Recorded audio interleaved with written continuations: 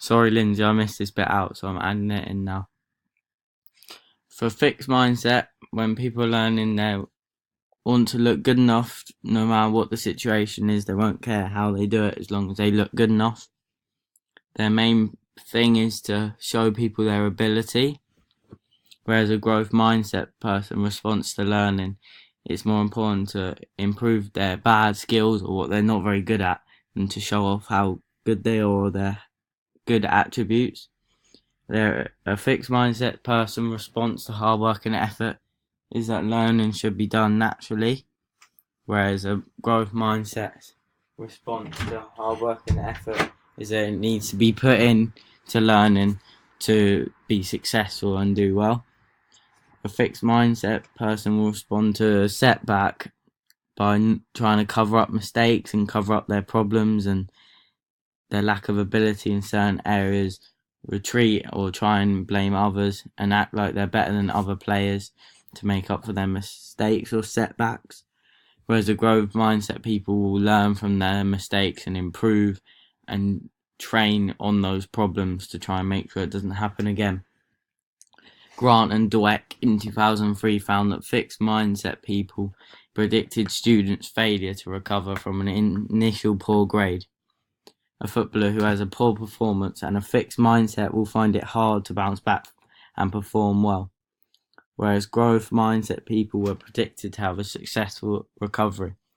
Someone like Andy Murray has a growth mindset because he has lost so many Wimbledon games and Wimbledon finals, and a couple of years ago he eventually won Wimbledon and came back from all those setbacks.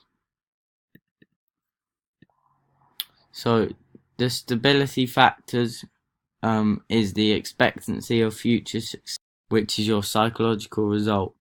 The attribution is stable, which leads to a higher expectation of success, whereas if your attribution is unstable, then you'll have a lower expectation of success. The casualty factors are internal cause, which leads to more pride or shame, and the external cause leads to less pride and shame. Control factors are that it's in your own control, which means you'll have more motivation. But if it's not in your own control and it's in someone else's control, then your motivation will be less. So positive applications of distribution that help to improve performance and give you a healthy, balanced, active lifestyle. If that's successful, then your internal attributions given for failure help to endorse mastery orientation, improve your confidence, give you more pride, and help you to expect to be successful in the future.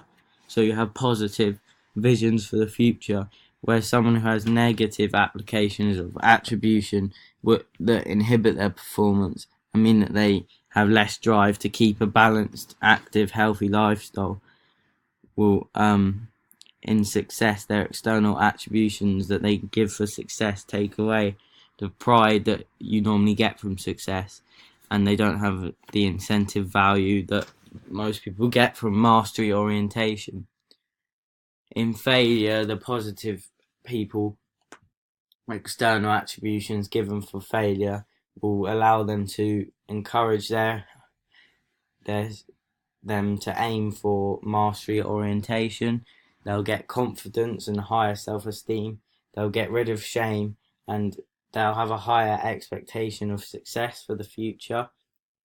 Whereas negative people would have internal attributions given for the failure taken away.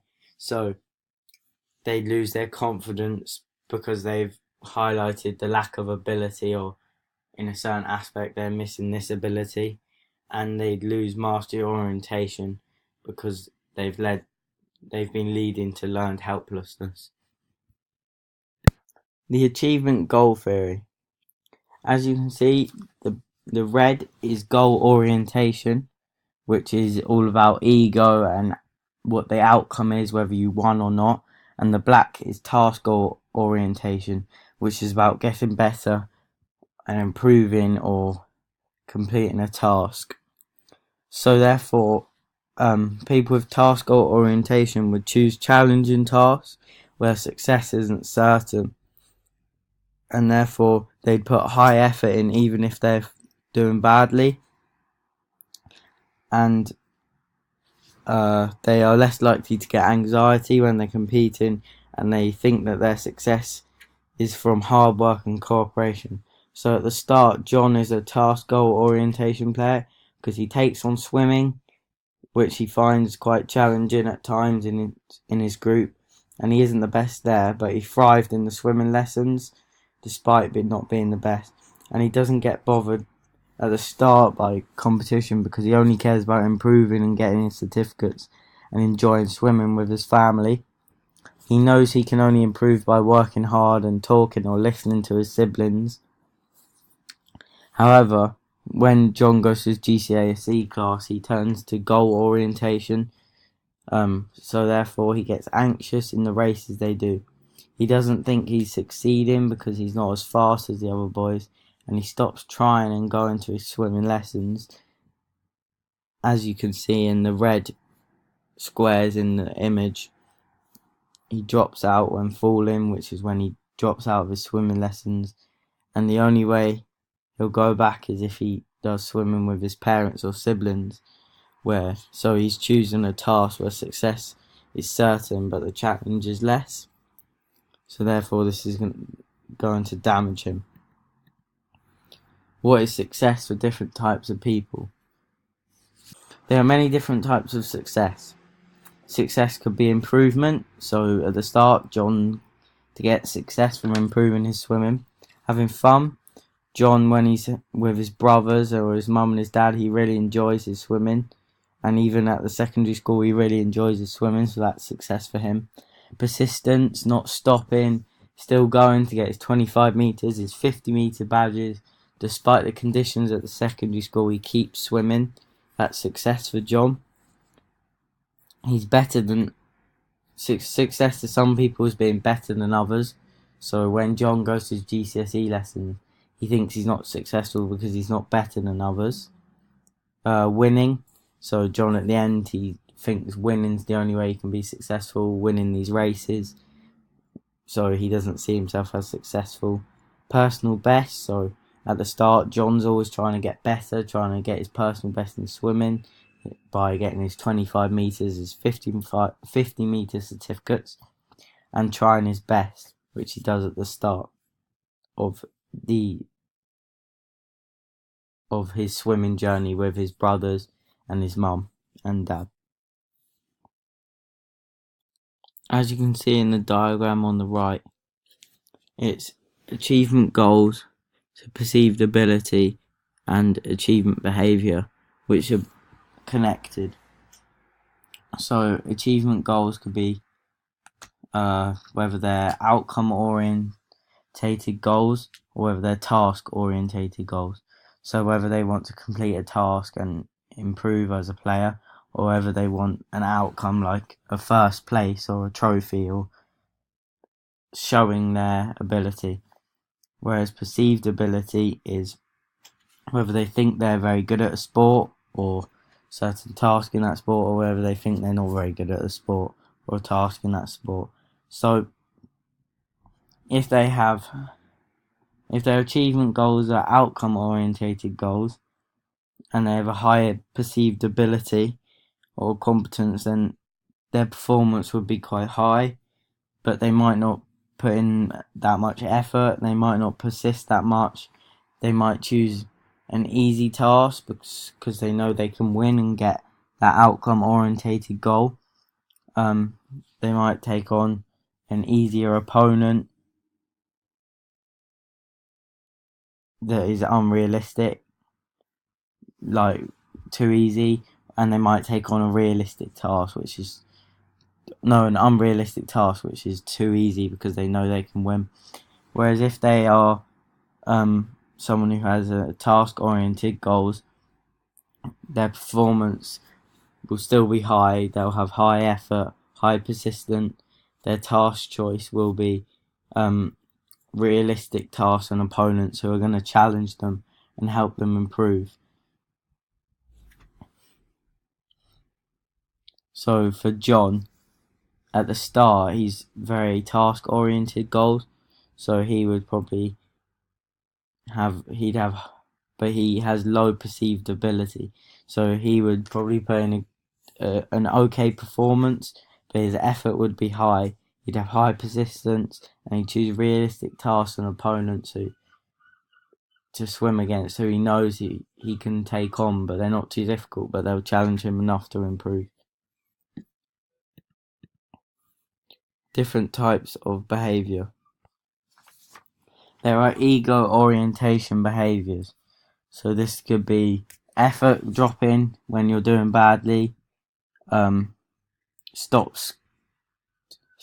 So John stops swimming when he starts doing badly with his grades. Chooses a task where they're definitely going to succeed, but the challenge isn't very hard. They're more likely to get anxious during competition, and they believe success is achieved through ability, deception or cheating rather than effort and hard work. Whereas task orientation behaviours is that they're less likely to get anxious during a game or a competition, but they would choose to do a challenging task, so where they might not succeed, so that they can improve and develop as a performer or a player. Their effort is high even when they're doing badly. So even when John was struggling in his swimming group at the start, he was still working hard and putting in high effort. They keep going with an activity even if they're not doing very well. Like John kept going even though he wasn't the best there. He still kept trying and kept going along, and they believe success is through hard work and cooperation. Duda and Hall came up with the achievement goal theory in 2001. So they looked at these two sides, which is goal orientation and task goal orientation. And the goal orientation was linked with an ego or an outcome, whereas task goal orientation was linked with improving and completing a task. So for goal orientation, a person would compare themselves to other players. Like when John was doing the GCSE class, he was comparing his grade to other people in the class's grades. Whereas the task goal orientation compares themselves to them. Like John, when he was training with his mum, dad and brothers, he was just trying to improve his own ability. So a task goal person would try and improve their skill or performance, whereas a goal orientation person would try and show they're better than other people and try and win and beat people during competitions. Whereas when John was a task goal orientation person, he wanted to improve and be the best at a new type of swimming or a new distance. So John thrived in his lessons and just wanted to prove and get better. Whereas in his GCSE lessons, there were lots of races and comparing grades to others, and he struggled and ended up dropping out. So this shows that John was more of a task goal orientation person. There are some influences that can affect achievement motivation. Childhood experiences, so in the future when John goes swimming maybe in a club, he might find the races difficult because he can't get over the childhood experience of being one of the worst and struggling with that in his GCSE class.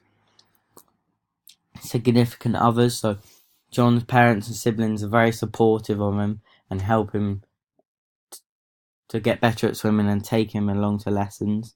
Attributions, so these can be shown by the coach, teacher or performer. The social environment, so the atmosphere in the class or club. So in the GCSE class it was very competitive because there's lots of races, people trying to beat each other. Whereas in his swimming class at the start it was very more relaxed and about people developing themselves. So that would be more task orientated, whereas the GCSE class is more goal orientated. There could be a cultural difference in the future, like America versus Great Britain, and also expectations, how well people think he's going to do or how well he should do.